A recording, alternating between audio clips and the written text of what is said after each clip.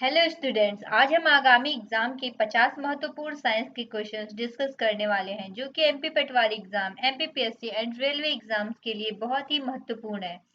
अगर आप grow with grade पर नए हैं तो चैनल को सब्सक्राइब कर ले और बेल आइकन पर क्लिक कर दे ताकि आपसे कोई वीडियो मिस ना हो। तो चलिए आज का प्रश्न स्टार्ट करते हैं। पहला प्रश्न देखते हैं। गेहूं की उच्च उपज वाली किस्मों को पहली बार कहाँ विकसित किया गया था? पूछा जा रहा है गेहूं की उच्च उपज वाली किस्मों को पहली बार कहाँ विकसित किया गया था? तो ऑप्शन देखते हैं। मैक्सिको, ऑस्ट्रेलिया, अमेरिका या जापान। तो इस प्रश्न का सही आंसर है मैक्सिको। उच्च उपज वाले किस्मों के बीज सामान्य गुणवत्ता वाले बीजों की तुलना में बेहतर गुणवत्ता वाले होते हैं। तो चलिए अगला प्रश्न देखते हैं। मयूर का वैज्ञानिक नाम क्या है? पूछा जा रहा है मयूर का वैज्ञानिक नाम क्या है? तो इस प्रश्न का सही आंसर है पाओ किस्टेटस।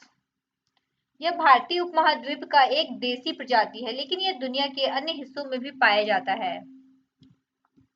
अगला प्रश्न देखते हैं। अमीबा निम्नलिखित में से किस जगत या किंगडम से संबंधित है? पूछा जा रहा है अमीबा निम्नलिखित में से किस जगत से संबंधित है? तो ऑप्शन देखते हैं। मोनेरा, प्रोटिस्टा, कवक या एनिमेलिया। तो इस प्रश्न का सही आंसर है अमीबा प्रोटिस्टा किंगडम से संबंधित है।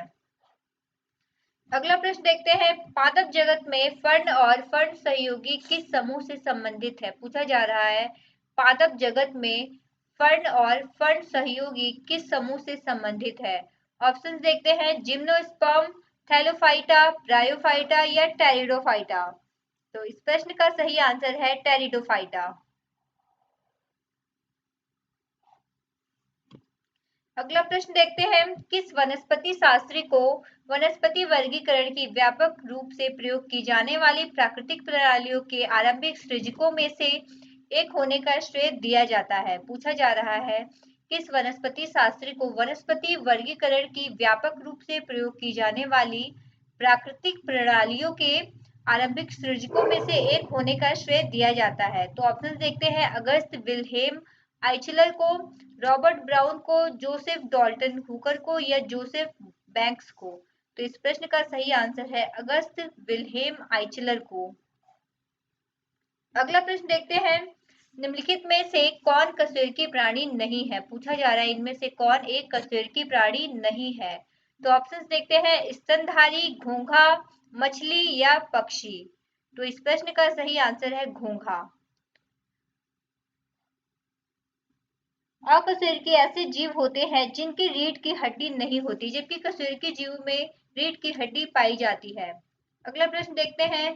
पेनिसिलिन किससे निकाला जाता है? पूछा जा रहा है पेनिसिलिन इनमें से किससे निकाला जाता है? खुम्ब से, फफूंदी से, खमीर से या शैवाल से।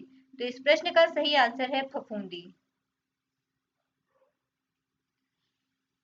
पेनिसिलिन एक एंटीबायोटिक दवा है जिसका उपयोग कवक एवं जीवाणु द्वारा उत्पन्न रोगों के निदान में किया जाता है। अगला प्रश्न देखते हैं। प्याज निम्नलिखित में से किसका विकसित या अतिशोधित रूप है? पूछा जा रहा है प्याज निम्नलिखित में से किसका विकसित रूप है? ऑप्शन है पत्ते का, जड़ का, तने का या इनमें से कोई नहीं। तो इस प्रश्न का सही आंसर है तना। अगला प्रश्न देखते हैं। चाय पत्तियों के संसाधन या प्रोसेसिंग में निम्नलिखित में से कौन सी क्रिया आवश्यक नहीं होती है? पूछा जा रहा है चाय पत्तियों के प्रोसेसिंग में निम्नलिखित में से कौन सी क्रिया आवश्यक नहीं होती है? ऑप्शन है बेलन, किण्वन, शुष्कन या म्लानन। तो इस प्रश्न का सही आंसर है किण्वन। अगला प्रश्न देखते हैं। आलू की आंखें उपयोगी है। पूछा जा रहा है आलू की आंखें किस लिए उपयोगी होती है? पोषण के लिए, श्वसन के लिए, जनन के लिए या कायिक प्रवर्धन के लिए। तो इस प्रश्न का सही आंसर है कायिक प्रवर्धन के लिए। अगला प्रश्न देखते हैं। किसी वृक्ष को अधिकतम हानि कैसे पहुंचती है? पूछा जा रहा है किसी वृक्ष को अधिकतम हानि कैसे पहुंचती है? तो ऑप्शन देखते हैं। उसकी आधी पत्तियों का नाश करके, उसकी पत्तियों का नाश करके, उसकी आधी शाखाओं का नाश करके या उसकी छाल का नाश करके। तो इस प्रश्न का सही आंसर है उसकी छाल का नाश करके।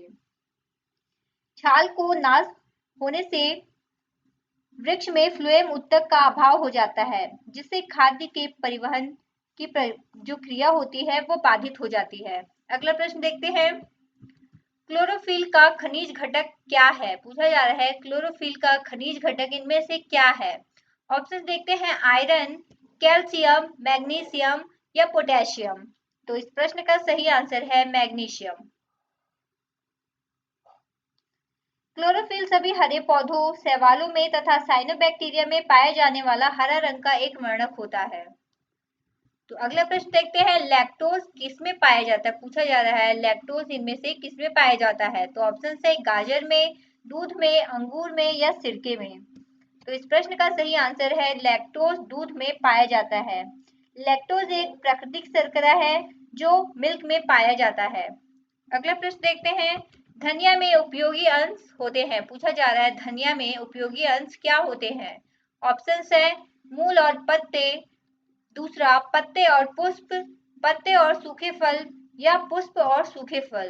तो इस प्रश्न का सही आंसर है पत्ते और सूखे फल। वैसे तो धनिया के सभी भाग खाने योग्य होते हैं, परंतु ताजे पत्ते और सूखे फल मुख्य रूप से उपयोग में लाए जाते हैं। अगला प्रश्न देखते हैं, किस पादप को शाकीय भारतीय डॉक्टर कहते हैं? पूछा जा रहा है इनमें से किस पादप को शाकीय भारतीय डॉक्टर कहते हैं? तो ऑप्शन है, आंवला, नीम, आम या तुलसी। तो इस प्रश्न का सही आंसर है तुलसी। तुलसी के सभी भाग जो है औषधि के रूप में प्रयोग में लाए जाते हैं। अगला प्रश्न देखते हैं, इस पेड़ की छाल जो है मसाले के रूप में प्रयोग की जाती। पूछा जा रहा है इनमें से किस पेड़ की छाल मसाले के रूप में प्रयोग की जाती है? ऑप्शन देखते हैं, दालचीनी, नीम, लवंग या ताड़। तो इस प्रश्न का सही आंसर है दालचीनी।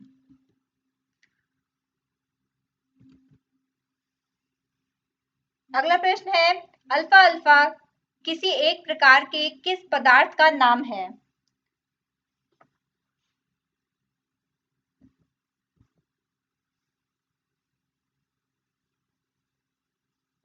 प्रश्न 17 एक बार फिर से देखते हैं, पत्तों में दिखाई देने वाली सिराएं काम करती हैं। क्या काम करती हैं?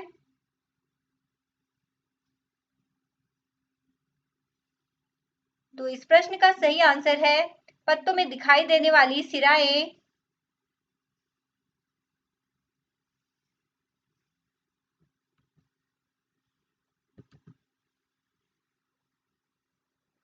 पत्तों में दिखाई देने वाली सिराएं चालन का काम करती है।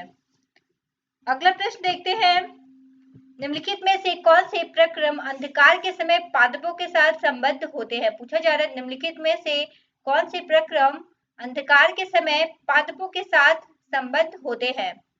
ऑप्शन है, प्रकाश संश्लेषण और श्वसन, प्रकाश संश्लेषण, श्वसन और वाष्पोत्सर्जन या वाष्पोत्सर्जन और चालन या चालन और श्वसन।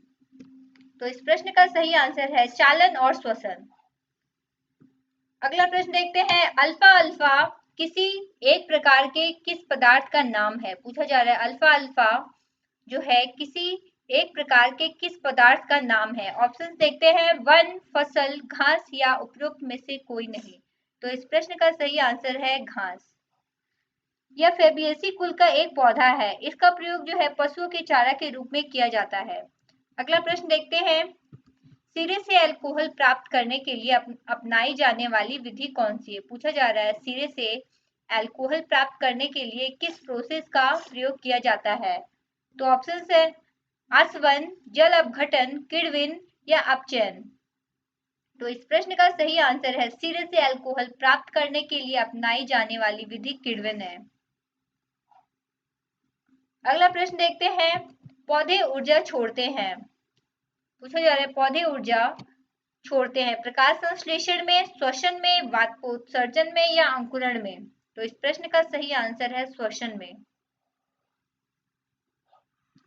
अगला प्रश्न देखते हैं, एलोसोम होते हैं। पूछा जा रहा है एलोसोम क्या है? ये कोशिकांग है, एलील है, पादप हार्मोन है या लिंग गुणसूत्र है? तो एलोसोम एक लिंग गुणसूत्र है। अगला प्रश्न देखते हैं, मशरूम की खेती उपयोग नहीं होती है। पूछा जा रहा है मशरूम की खेती किसमें उपयोग नहीं होती हैं? तो ऑप्शंस हैं बायोगैस उत्पादन में, सस्य रोगों के जैविक नियंत्रण में, कृषि अपशिष्ट के पुनश्चक्रण में या कैंसर के निवारण में। तो इस प्रश्न का सही आंसर है सस्य रोगों के जैविक नियंत्रण में। अगला प्रश्न देखते हैं फूल गोभी के पौधे का उपयोगी भाग कौन सा होता है? प्रश्न है फूल गोभी के पौधे का उपयोगी भाग कौन सा है? ऑप्शन है भूमिगत डंठल, जड़, ताजा पुष्प समूह या पत्ते। तो इस प्रश्न का सही आंसर है ताजा पुष्प समूह। अगला प्रश्न देखते हैं पके टमाटरों का लाल रंग किसकी उपस्थिति के कारण होता है?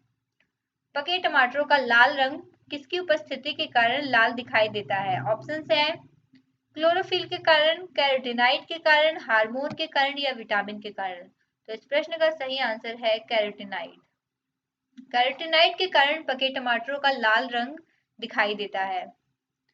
अगला प्रश्न देखते हैं पराबैंगनी क्षति से पादपों की रक्षा करने वाला वर्णक कौन सा है? पूछा जा रहा है पराबैंगनी क्षति से पादपों की रक्षा करने वाला वर्णक कौन सा है? ऑप्शन है फाइकोसाइनिन, कैरोटीनाइड, पर्णहरित या पर्णपित। तो इस प्रश्न का सही आंसर है फाइकोसाइनिन। अगला प्रश्न देखते हैं नर पुष्प और स्त्री पुष्प दोनों को जन्म देने वाला पादप कहलाता है। पूछा जा रहा है नर पुष्प और स्त्री पुष्प दोनों को जन्म देने वाला पौधा क्या कहलाता है? द्विलिंगी, एक लिंगाश्रयी, उभय लिंगाश्रयी या एक सगमना। तो इस प्रश्न का सही आंसर है उभय लिंगाश्रयी। अगला प्रश्न देखते हैं यदि विश्व के सभी पादप मर जाते हैं तो सभी पशु भी किसकी कमी के कारण मर जाएंगे? पूछा जा रहा है यदि विश्व के सभी पौधे अगर किसी कारणवश मर जाते हैं तो सभी पशु भी किसकी कमी के कारण मर जाएंगे? तो ऑप्शन देखते हैं शीतल वायु के कारण, भोजन के कारण, ऑक्सीजन के कारण या आश्रय स्थान के कारण। तो इस प्रश्न का सही आंसर है भोजन के कारण। अगला प्रश्न देखते हैं विश्व का सबसे अधिक तेजी से बढ़ने वाला जल पादप कौन सा है? प्रश्न है विश्व का सबसे अधिक तेजी से बढ़ने वाला जल पादप कौन सा है? ऑप्शन है अमेजनी जलन लिली जिसे कुमुदनी भी कहते हैं, या जल हायासिंथ या घटपर्णी या वाटर चेस्टनट। तो इस प्रश्न का सही आंसर है जल हायासिंथ। अगला प्रश्न देखते हैं निम्नलिखित में से किसकी उपस्थिति के कारण कुछ अधिक तैलीय बीज अपने तेल की मात्रा में बिना किसी परिवर्तन के अधिक समय तक भंडारित किए जा सकते हैं? पूछा जा रहा है निम्नलिखित में से किसकी उपस्थिति के कारण कुछ अधिक तैलीय बीज जो है अपने तेल की मात्रा में किसी परिवर्तन के अधिक समय तक भंडारित किए जा सकते हैं? तो ऑप्शन है प्रोटीन के कारण, कार्बोहाइड्रेट्स या प्रतिऑक्सीकारक या वसा। तो इस प्रश्न का सही आंसर है प्रतिऑक्सीकारक। अगला प्रश्न देखते हैं लाल चने से कौन सा एंजाइम मिलता है? प्रश्न है लाल चने से निम्नलिखित में से कौन सा एंजाइम मिलता है? तो ऑप्शंस देखते हैं जाइमेज, डायस्टेज, यूरिएज या माल्टेज। तो इस प्रश्न का सही आंसर है यूरिएज। लाल चने से यूरिएज एंजाइम मिलता है। अगला प्रश्न देखते हैं ब्रेड बनाने के लिए आवश्यक घटक क्या है? प्रश्न है ब्रेड बनाने के लिए आवश्यक घटक क्या है? ऑप्शन है मैदा और खमीर, मैदा और बेकिंग पाउडर या मैदा और बेकिंग सोडा या मैदा और घी। तो इस प्रश्न का सही आंसर है मैदा और खमीर ब्रेड बनाने के लिए आवश्यक घटक है। अगला प्रश्न देखते हैं हैप्टीज क्या है? पूछा जा रहा है हैप्टीज इनमें से क्या है? ऑप्शन देखते हैं कूट प्रतिजन, अपूर्ण प्रतिजन, प्रतिरक्षी या समप्रतिजन। तो इस प्रश्न का सही आंसर है हैप्टीज एक अपूर्ण प्रतिजन है। अगला प्रश्न देखते हैं पुष्पहीन पादपों को क्या कहते हैं? पूछा जा रहा है पुष्पहीन पादपों को क्या कहते हैं? ऑप्शंस हैं फेंड्रोगम, थैलोफाइट्स, ब्रायोफाइट या क्रिप्टोगैम। तो इस प्रश्न का सही आंसर है पुष्पहीन पादपों को क्रिप्टोगैम कहते हैं। अगला प्रश्न देखते हैं निम्नलिखित में से वे एकमात्र पादप कोशिकाएं कौन सी हैं जो बिना न्यूक्ली हैं? पूछा जा रहा है निम्नलिखित में से वे एकमात्र पादप कोशिकाएं कौन सी हैं जो बिना न्यूक्ली के हैं। तो इस प्रश्न का सही आंसर है 13 कोशिकाएं।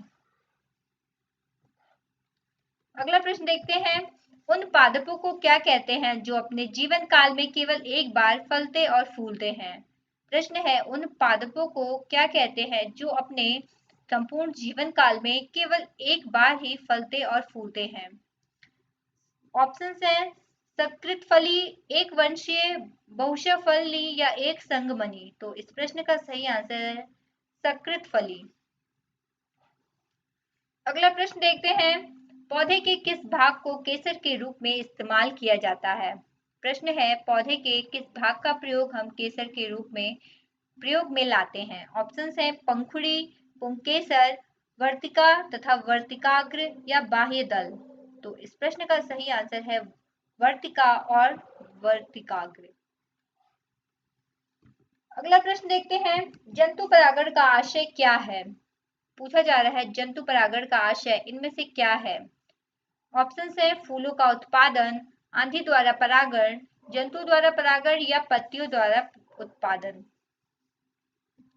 तो इस प्रश्न का सही आंसर है जंतुओं द्वारा परागण। अगला प्रश्न देखते हैं पत्तियों का लाल, नारंगी और पीला रंग किसके कारण होता है। प्रश्न है पत्तियों का लाल रंग, नारंगी रंग और पीला रंग इनमें से किसके कारण होता है। ऑप्शन है एल्डिहाइड के कारण, टैनिन के कारण, लिग्निन के कारण या कैरोटीनाइड के कारण। तो इस प्रश्न का सही आंसर है कैरोटीनाइड के कारण पत्तियों का लाल, नारंगी और पीला रंग होता है। अगला प्रश्न देखते हैं फलों का मधुर मीठा स्वाद किसके कारण होता है। प्रश्न है फलों का मधुर मीठा स्वाद किसके कारण होता है। ऑप्शन है लैक्टोज के कारण, माल्टोज, फ्रक्टोज या रिबोज। तो इस प्रश्न का सही आंसर है फ्रक्टोज।